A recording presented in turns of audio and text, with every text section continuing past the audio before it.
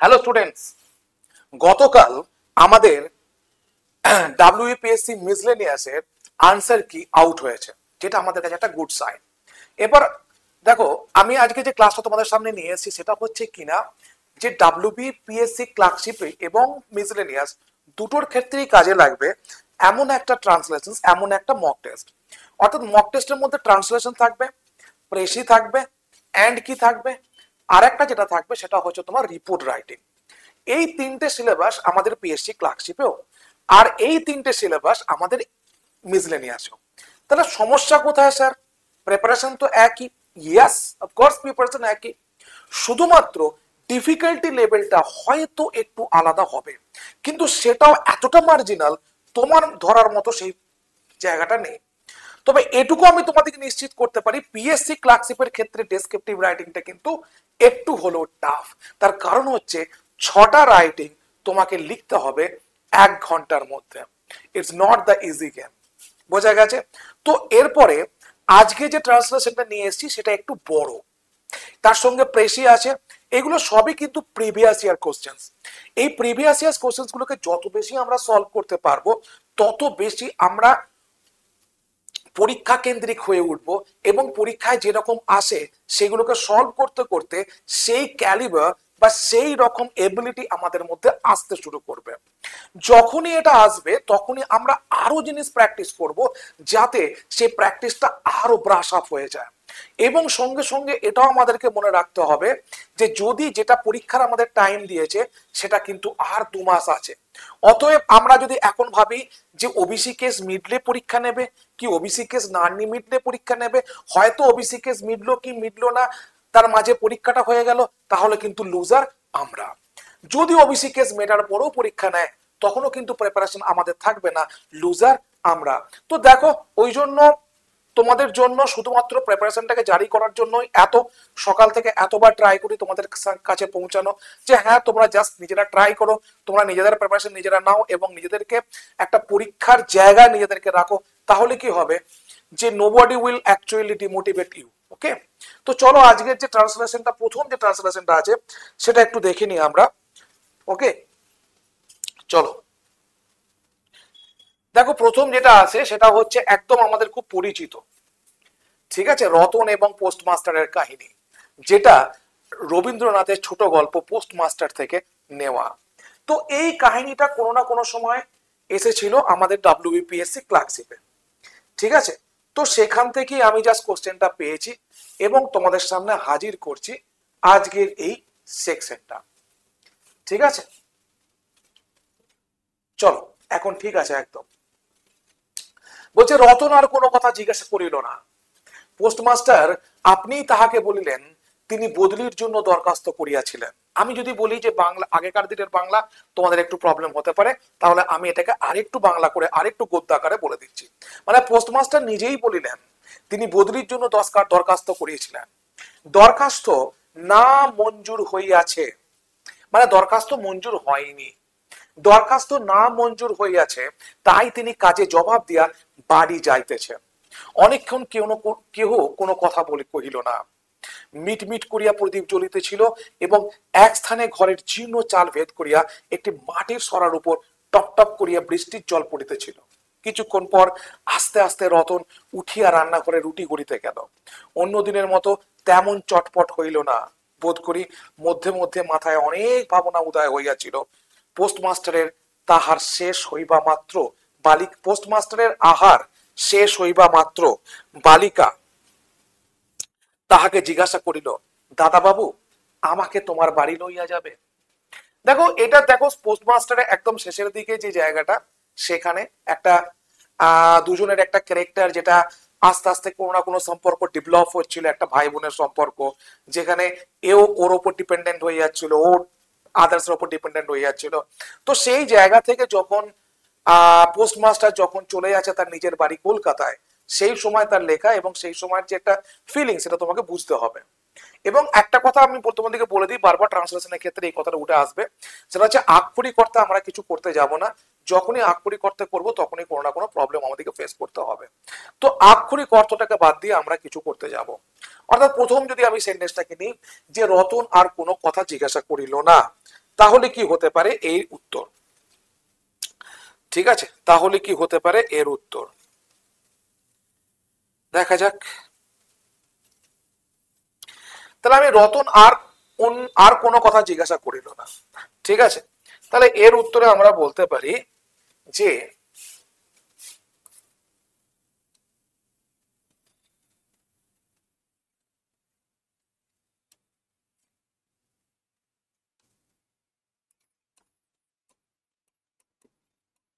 Ratan did not ask anything. Ratan did not ask anything, এর মধ্যে পুরো জিনিসটা কমপ্লিট। কিন্তু আর কোনো কথা বলিল না, যে কথার ইংরেজি লিখতে হবে আমাকে, তার কোনো মানে নেই। অর্থাৎ Ratan did not ask anything, Ratan আর কোনো কথা বলিল না, আর কোনো প্রশ্ন করিল না। এখানে সেটাই ছিল, দেখো, রতন আর কোনো কথা জিজ্ঞাসা করিল না। পোস্টমাস্টার আপনি তাহাকে বলিলেন, মানে নিয়ে নিয়ে তিনি বলছেন তিনি বদলির জন্য দরখাস্ত করিয়াছিলেন, দরখাস্ত মঞ্জুর, দরখাস্ত দরখাস্ত দরখাস্ত না মঞ্জুর হইয়াছে। তাহলে আমি যদি বলি যে এখানে দেখো পোস্টমাস্টার আপনি তাহাকে বলিলেন, তাহলে এই জায়গাগুলো করতে গেলে আমাদেরকে কি করতে হবে বলতো। তাহলে আমি লিখতে পারি যে পোস্টমাস্টার, ঠিক আছে, himself, এটা কি ইনভার্টেড কমার মধ্যে আছে নাকি দেখি আগে। পোস্টমাস্টার তিনি বদলির জন্য দরখাস্ত করেছেন, আচ্ছা তিনি বলেছেন। তাহলে পোস্টমাস্টার হিমসেলফ, এটা আমি লিখতে পারি টোল্ড হার দ্যাট, কি না হি হ্যাড, কি না বদলির জন্য সে দরখাস্ত করেছিল, পাস্ট পারফেক্ট, তারপরে সেটা রিজেক্টেড হয়েছে past indefinite.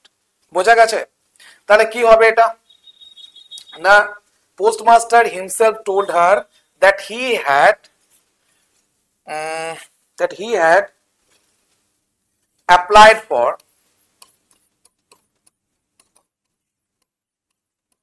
transfer, but it was rejected. এটা কি হয়েছে না, এটা রিজেক্টেড হয়েছে, না দরখাস্ত মঞ্জুর হয়নি, তার মানে এটা রিজেক্টেড হয়েছে। ঠিক আছে, চলো। তাই তিনি কাজে জবাব দিয়া বাড়ি যাইতেছেন, তাই তিনি কাজে জবাব দিয়া বাড়ি যাইতেছেন, তার মানে কি সে কাজে জবাব দিয়েছে, মানে he had already done the work, তিনি কাজটা অলরেডি করে ফেলেছেন। ঠিক আছে, এবং তিনি বাড়ি যাচ্ছেন। তাহলে আমি বলতে পারি যে এখানে লিখছি, হ্যাঁ, তাহলে আমার সুবিধা হবে। সো হি, কি বলছে, তাই তিনি কাজে জবাব দিয়া, সো হি রিজাইন। এবার শুধু রিজাইন হবে না, হ্যাড রিজাইন হবে। তাহলে আমি এখানে করতে পারি so he had resign the job, ঠিক আছে, and was going for home, এবং সে কোথায় যাচ্ছে না বাড়ি যাবার জন্য সে চেষ্টা করছে। অনেকক্ষণ কেউ কোনো কথা কহিল না, আমি এগুলো মুছে দেবো, লাস্টে তোমাদেরকে আমি এমনি রিটার্ন দিয়ে দেবো। ঠিক আছে, এক সেকেন্ড দাঁড়াও তো, একটা মেসেজ করতে হবে।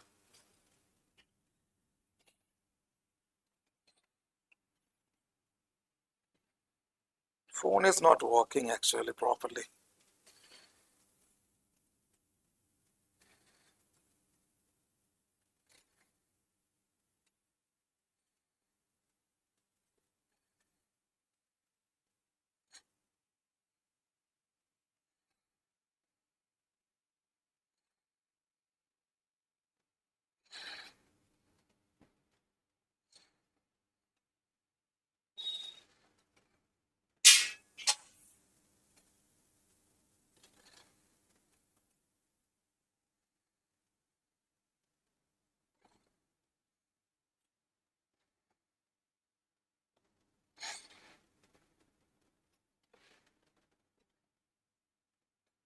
এক সেকেন্ড।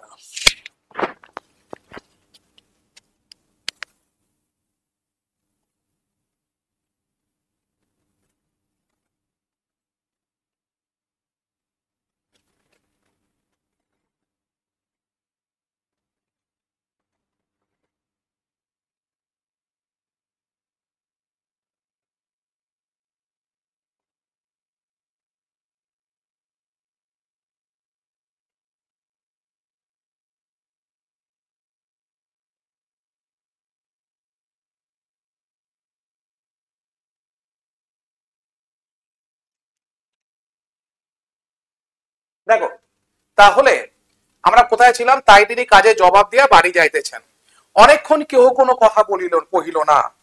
তাহলে ভাই সাহাব কি হুয়া, পুরো ক্লিন করে দিলে চলবে? অনেকক্ষণ কেউ কোনো কথা বলিল না। তাহলে এইখানটা আমরা ইংরেজিতে কি লিখতে পারি? যে অনেকক্ষণ কেউ কোনো কথা বলিল না, দেখি কে বলতে পারে। তাহলে আমরা এখানে লিখব যে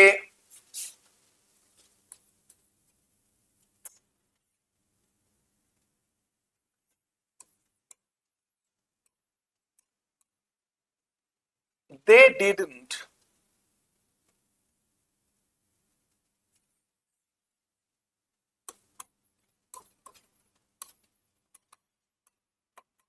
they didn't okay speak anything for a long time। একদম এটাই সঠিক আনসার।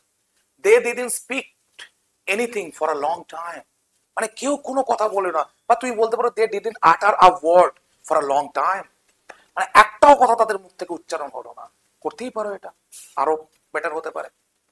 ঠিক আছে, এমন নয় যে স্যার যেটা করেছে সেটাই আমি অন্য কিছু করতে পারবো না। ঠিক আছে, বিকজ তুমি তো প্রথমেই পারফেক্ট হতে পারবে না, তোমাকে আস্তে আস্তে আস্তে আস্তে জিনিসটাকে পারফেকশনে নিয়ে যেতে হবে, তাই না? তো ট্রাই করো। তো মিটমিট করিয়া প্রদীপ জ্বলিতেছিল এবং এক স্থানে ঘরের জীর্ণ চাল ভেদ করিয়া একটি মাটির সরার উপর টপ টপ করিয়া, আচ্ছা মিটমিট করিয়া প্রদীপ জ্বলিতেছিল এই পর্যন্ত আমরা করতে পারি। ঠিক আছে, মিটমিট করিয়া প্রদীপ জ্বলিতেছিল এই পর্যন্ত আমরা করতে পারি। তারপরে না হয় মাটির স্তরের ওপর অনেক কিছু ঘটেছে, সেগুলোকে আমরা পরে দেখছি। ঠিক আছে, বোঝা গেছে না? বুঝতে পারোনি?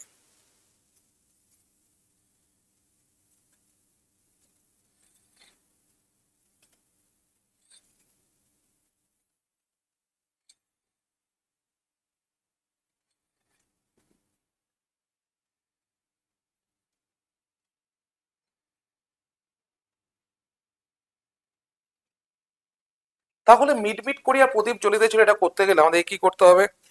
না, পুরোটা মোছার কিছু অপশন নাই নাকি?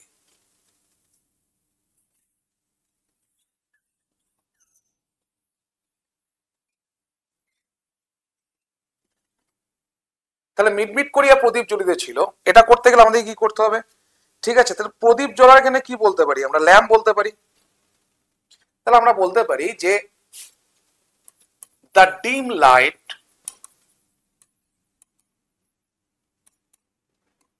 Of the lamp flickered. Flickered কথার মানে কি বলতো? দপদপ দপদপ করা, মানে আলোটা যখন এক জায়গায় স্থির হয় না তাকে বলা হয় কি না ফ্লিকার্ড, তাকে বলা হয় কি না ফ্লিকার্ড। বুঝতে পারছো? তাহলে কি বলতে, dim light of the lamp flickered. ঠিক আছে, এরপর দেখো আসল ঘটনা, এই জায়গাটা দিয়ে স্টুডেন্ট কিন্তু প্রবলেমে পড়ে যাবে, যে জায়গাটা এখন তোমাদের সামনে শো করতে চলেছে। সেটা কোন জায়গাটা দেখো, সেটা কোন জায়গাটা দেখো। দেখো, এবং এক স্থানে ঘরের জীর্ণ চাল ভেদ করিয়া একটি মাটির সরার উপর টপ টপ করিয়া বৃষ্টির জল পড়িতেছিল। এই জায়গাটাই হচ্ছে আসল জায়গা। ঠিক আছে, তাহলে আমি লিখতে পারি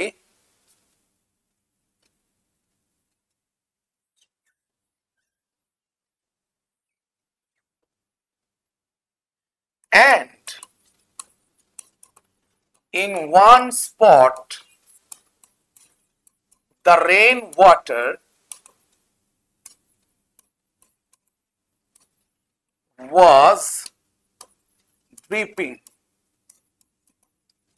and in one spot the rainwater was dripping, মানে টপ টপ করে যেটা পড়া তাকে বলা হয় ড্রিপিং, ড্রিপ করা, ঠিক আছে। and one spot, যে কোনো একটা স্থানে, ঠিক আছে, rain water পড়তেছিল, okay.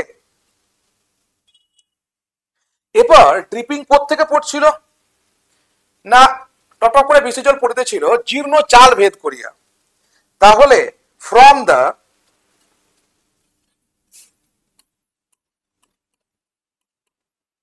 thatched, THACHED, thatched roof of the, thatched roof, এবার কি বলেছে দাঁড়াও, ঘরের চিহ্ন, তাহলে thatched roof of the house তাহলেই হবে, thatched roof of the house। দেখো বুঝতে পারলে কিনা, এইগুলোর প্রিন্টিং ভার্সন আমি দিয়ে দেবো, আজকেই দিয়ে দেবো, কোনো চাপ নেই, কিন্তু তোমাদের সঙ্গে আমি একটা ট্রান্সলেশনটা করছি এই কারণে, বিকজ তোমাদেরকে শেখানোর কাজটাকে আমাকে এখানেই ছাড়তে হচ্ছে, যে কি করে তোমরা লিখবে, কি করে তোমরা জিনিসটাকে সাজাবে, জাস্ট এইটুকুই, ঠিক আছে।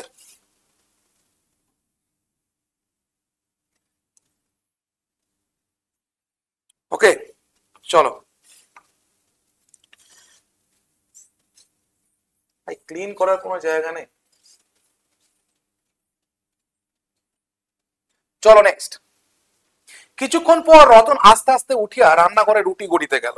এবার দেখো এখানে একটা জিনিস খেয়াল করতে হবে আমাদেরকে, সেটা হচ্ছে দুটো ভার্ব। কিছুক্ষণ পর রতন আস্তে আস্তে উঠিয়া রান্নাঘরে রুটি গড়িতে গেল, তাহলে আমি কিছুক্ষণ পর কি করব না, আফটার আ হোয়াইল, এটা সব থেকে বেটার। তাহলে আমি লিখতে পারি যে after a while Ratan stood up and went to the kitchen to prepare কি না, ব্রেড, টু প্রিপেয়ার ব্রেড, সে রুটি তৈরি করতে গেল, একদম সিম্পল, ঝটঝট ঝটঝট করে যেমন লেখা চলে আসে, ঠিক আছে কিনা। তো এরপরে দেখো রুটি গড়িতে গেল, অন্য দিনের মতো তেমন চটপট হইল না, তা তুমি কি লিখতে পারো,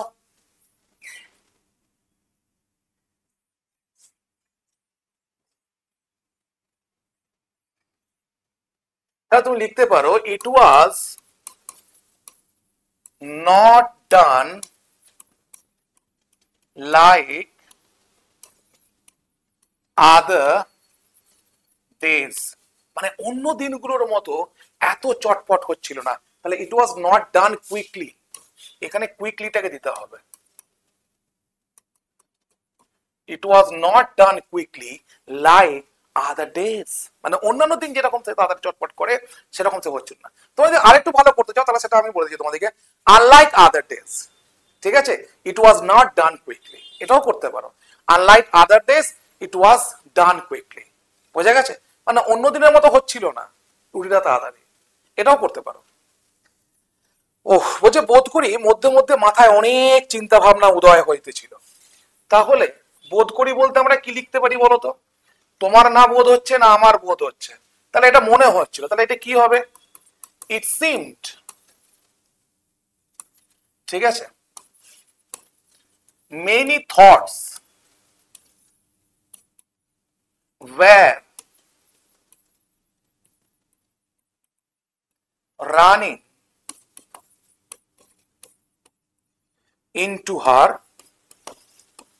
mind, তার মনের মধ্যে প্রচুর চিন্তা ভাবনা চলছিল, ঘুরপাক খাচ্ছিল চিন্তা ভাবনায়, দাদাবাবু যদি চলে যায় তাহলে তার আশ্রয় কোথায় থাকবে, এই যে সে একটা ছোট্ট আশ্রয় করেছিল সেই জায়গাটা তার কোথায় থাকবে, এই জায়গাগুলোই আর কি এখানে উঠে এসছে।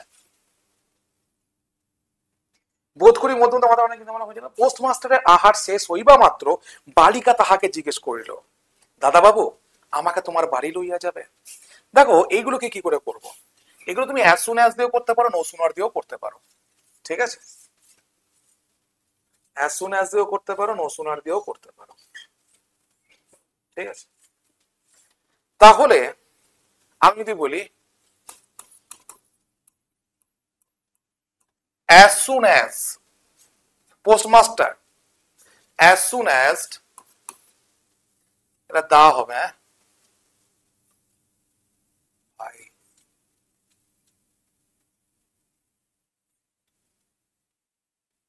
as soon as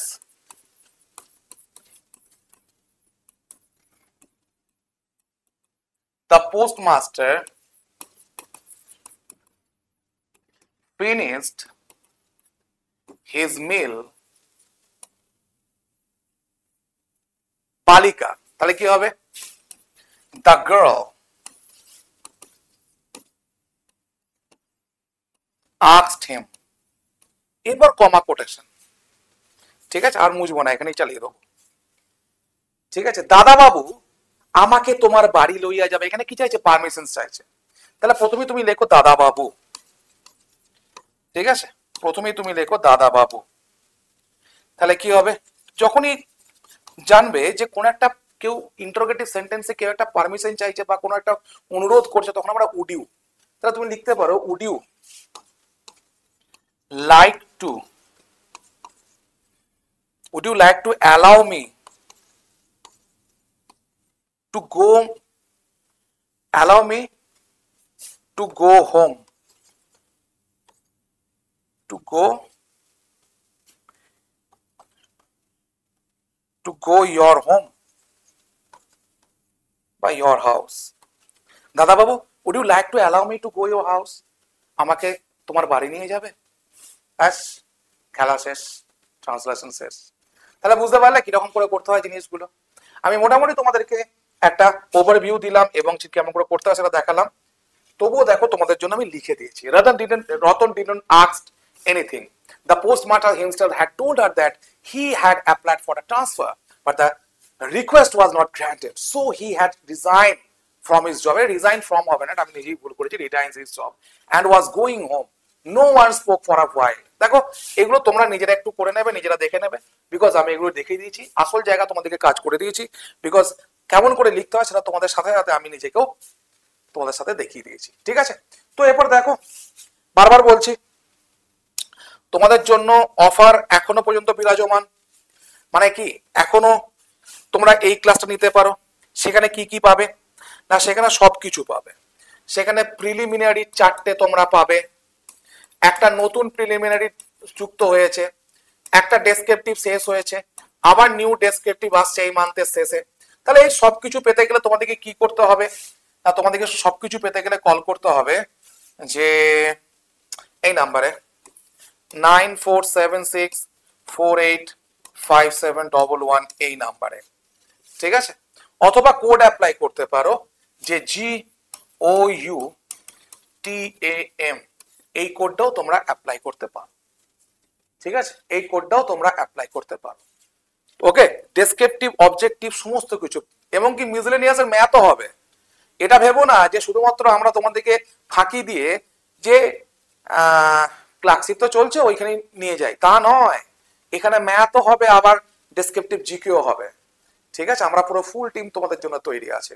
তো যাই হোক, কল করো অথবা কোড অ্যাপ্লাই করো নিজের ভবিষ্যৎকে সুনিশ্চিত করার জন্য। Thank you so much for watching the session. Thank you everyone.